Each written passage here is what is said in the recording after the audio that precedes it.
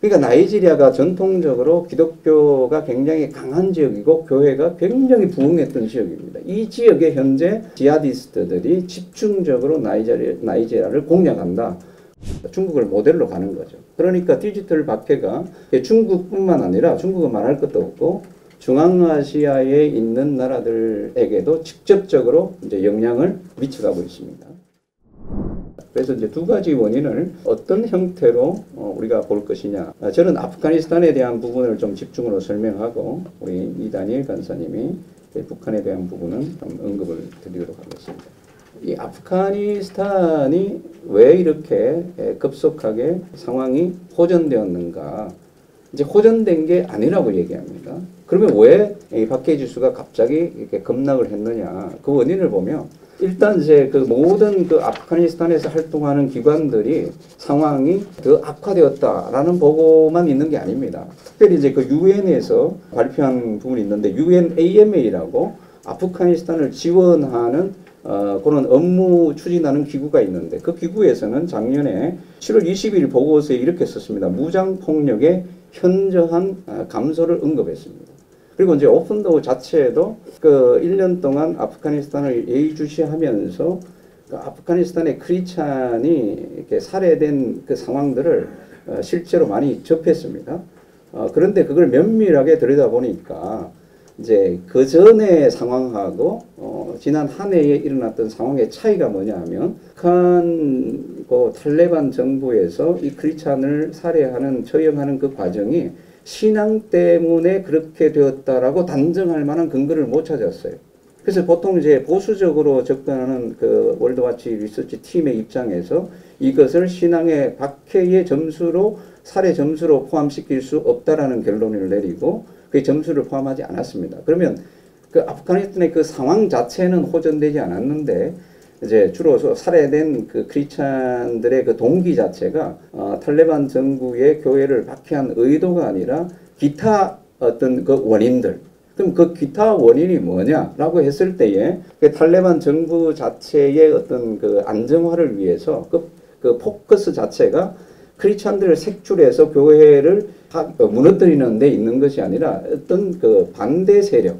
그러니까 무슬림 가운데서도 이제 그 시아파 무슬림들이 어떤 대상이 된다든지, 그 다음에 탈레반 정부의 반대 세력 입장을 있는 분들을 어떤 적극적으로 찾아낸다든지 이런 부분에 어떤 움직임이 가미가 되었기 때문에 그 아프가니스탄에 대한 전체적인 그 박해 지수 자체가 큰 폭의 이제 하락을 가져왔다라고 우리가 이해를 하면 되겠습니다. 그리고 이제 폭력 관련된 그 통계 자체가 아주 디테일하게 그 장부가 그 자료가 이렇게 수집이 되어서 분석이 되어 있는데요. 제가 여기서 5가지 부분 중에서 한 2가지 우리가 주목해야 될 포인트가 있다고 생각이 됩니다. 그래서 작년에 이제 신앙을 이유로 살해된 기독교인이 이렇게 보시면 작년 2022년 자료하고 23년 자료를 보면 이제 조금 소폭의 어떤 그 감소가 있죠. 그래서 5,621명이 신앙 때문에 이렇게 살해된 것으로 이렇게 나왔습니다. 그리고 두 번째 보면은 이제 교회 건물 혹은 이제 기독교 관련 건물이 파손되거나 그런 경우 통계 자체가 지난해 5,110에서 2,110건으로 아주 현저하게 줄였죠. 근데 여기에 이제 어떤 이유가 있느냐면 작년하고 2022년하고 2021년에 이 수치가 상당히 많이 파악된 게 중국 때문에 그렇습니다. 중국 안에 사실은 작년, 재작년 해서 상당히 많은 교회가 이제 파괴되었다라는 보고서가 있었는데 2022년에 한 3,000건 정도, 2021년에 한 3,800건 정도. 그러니까 상당히 많은 그 보고가 중국에서 나왔는데 지난 한 해 동안에는 중국에 이제 이런 현상이 사라졌다라는 것이고, 또 하나는 우리가 다 알다시피 코로나 팬데믹 과정을 거치면서 중국 정부가 제로 코로나 정책 이러면서 그 모든 그 정부의 관심이 이제 이 코로나를 안정시키는데 교회가 특별히 거기에 대해서 반감을 가지지 않으면 교회의 일들은 크게 다루지 않은 그런 측면이 큽니다. 그래서 이제 어떤 그 현상적으로 교회 건물이 파손되거나 하는 부분이 현저하게 줄었다. 이 통계를 통해서 우리가 확인할 수 있는 것이고요. 제가 관심을 갖는 부분이 다섯 번째, 납치된 기독교인이 그 숫자가 2022년에 비해서 이제 2023년에 굉장히 많아졌습니다. 굉장히 많아졌어요. 3,829건에서 5,259명. 그래서 이것을 이제 자세하게 들여다보면 이 한 89% 거의 한 90% 정도가 나이지리아에서 발생했습니다.